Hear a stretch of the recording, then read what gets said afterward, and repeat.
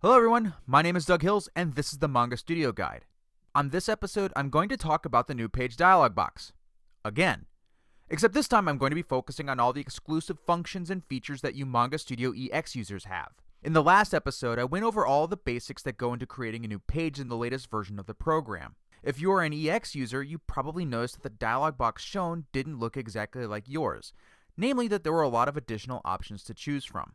Now all those options center around a key component of Manga Studio EX, story files. If you're not familiar with story files, they're a way to create, organize, and eventually export or print out a story all at once as opposed to a page-by-page basis. And it all begins by creating a story in Manga Studio EX's new page dialog box.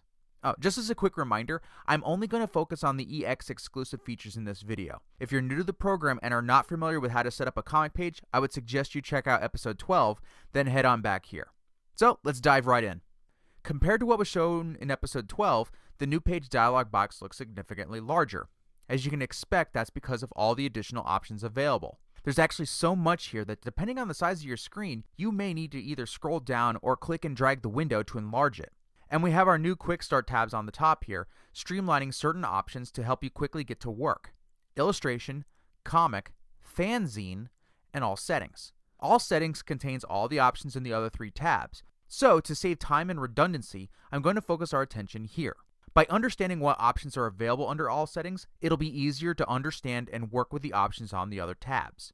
Now I feel the best way to show what can be done in this dialog box is through example. So I'm going to go through the steps that I would use to create a story file. In this case, I'm going to create a simple 8-page story. I want to use the comic page preset I created in episode 12, so I click on the drop-down list and select comic page 11 by 17, and my page dimensions are automatically set.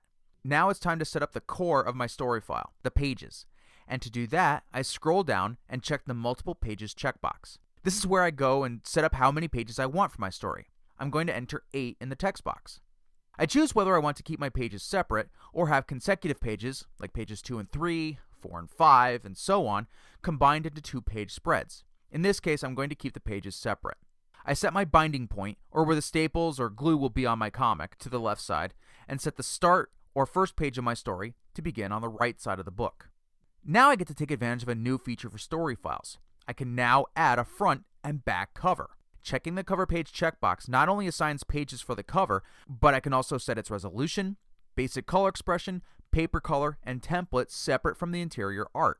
I want to keep the cover pages the same as the interior art, so I'm going to enter a resolution of 400 dpi and keep the basic expression color as color. And I don't want a template for my cover, so I'll keep that unchecked. Then I choose whether I want to have the front and back cover separate or combined as a 2-page spread. I'm going to combine them as I might want to take a shot and create a cool wraparound cover. And I can adjust the size of the gap between the front and back covers. This is going to be very useful in case I happen to be working on a large story and I want to take the size of the book's spine into account. Now here's something important to keep in mind. Because I chose to add a cover to the story, I have to go back and adjust the number I set in multiple pages. This is because Manga Studio automatically assigns 4 pages to the cover, 2 for the outside, 2 for the inside. And as a result, even though the number still says 8 in the text box, I now have only 4 pages for my story. You can actually see it here next to the text box, main text 4 page plus cover page. Since I want to have an 8-page story, I need to change the value from 8 to 12. Now the text reads, main text 8 page plus cover page. So if you do choose to add a cover to your story, make sure to add 4 to however many story pages you plan on using. Now I can add in my story information. These are bits of info that I want to include on each page file to keep things organized when I export or print my pages out. These are going to be placed outside of the trim and bleed area, so they're not going to be visible in the final product. So I enter in the story name, or the name of my comic book as a whole, and its placement on the page, bottom left, bottom, or bottom right. Optionally, I set the number of stories, which could be the comic issue number, or if I were creating a book with multiple stories, the number for a specific story. The author information, writer, artist, colorist, etc., and set its placement on the page. The subtitle, or the title of the story or substory in the comic, and the starting page number, as well as its placement on the page. Next, I add in the folio information, or a page number that will be located inside the trim area. I first check the folio checkbox. Then, and this is an optional part, I add a prefix and suffix to the page number. In this case, page for the prefix and of 8 for the suffix. I add a space to the end of the prefix and one to the beginning of the suffix so that the final product is properly formatted. Then I set where I want to place the number on the page. If I want to have a blind folio or a page number that will be placed in the inside of the page near where it will be eventually bound, I check the blind folio checkbox. Now I set the page number. Because I added a cover to my story, Manga Studio treats the cover as page 1, so the first story page will actually be marked as page 3. If I want the story to begin at page 1, I change the value from +1 to -1. Manga Studio will now ignore the front, outside, and inside cover, and the story will begin at page 1. From there, I can set the font size, color, either black or white, and, optionally, a black outline around the font, called Put Edges here, and I can adjust the thickness of the outline. And finally, I come over to Setting for Fanzine and select whether I want to export Fanzine data with my story. Now this refers to a new story file function, Export Fanzine Data. When used, all the pages in the story will be exported as layered Photoshop files, and a text file including information and notes for the printing company regarding these files will also be exported. What this checkbox does is let me know if I fulfilled all the minimum requirements to use the Export Fanzine Data function. And it is pretty strict.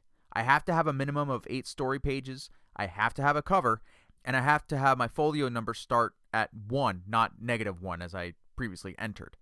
To be honest, it's not required to check this checkbox as I can always use this function later on in my work, so I'm going to leave it unchecked. And I'm all set to go in my new story file. I select the place that I want to save my story on my computer, in this case my desktop, I enter a name for my story file, and I press OK. And, after a bit of waiting as things get processed, I have my story file all set to go. Everything is viewable right here in the Story Manager. I have my interior cover pages here and here, my exterior cover pages are combined into a 2-page spread, and I have my 8 story pages right here, with page 1 starting on the right-hand side. And if I click on one of the story pages, you can see the page number here within the trim, and all of my story information located outside of the trim.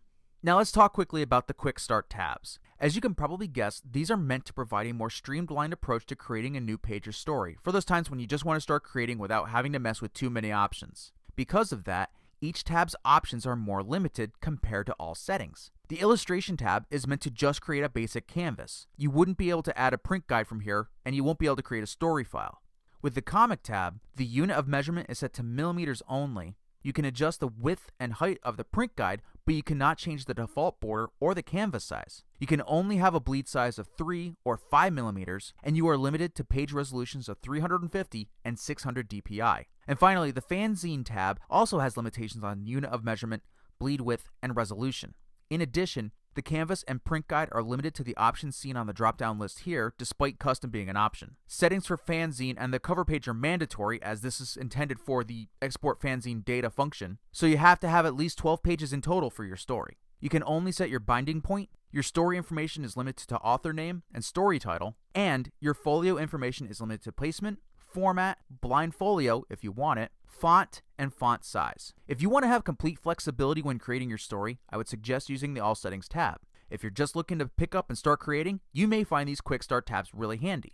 And with that, I'm going to wrap up this episode of the Manga Studio Guide, which was brought to you by supporters like the ones you see here, as well as this week's featured donor, Alex von Talmaxi. And I apologize if I just butchered your name there. If you would like to support the Manga Studio Guide, you can subscribe for as little as a penny per video through Patreon, and take advantage of perks like early access to future episodes, or you can purchase books, rulers, page templates, or throw some money in the tip jar through my online store. And if you don't have money, no worries. Subscribe to the Manga Studio Guide on YouTube. Tell your friends. Help spread the word that this series is out there. Every little bit helps, and it's greatly appreciated. Thank you all so much for watching and for your support. And I'll see you next time.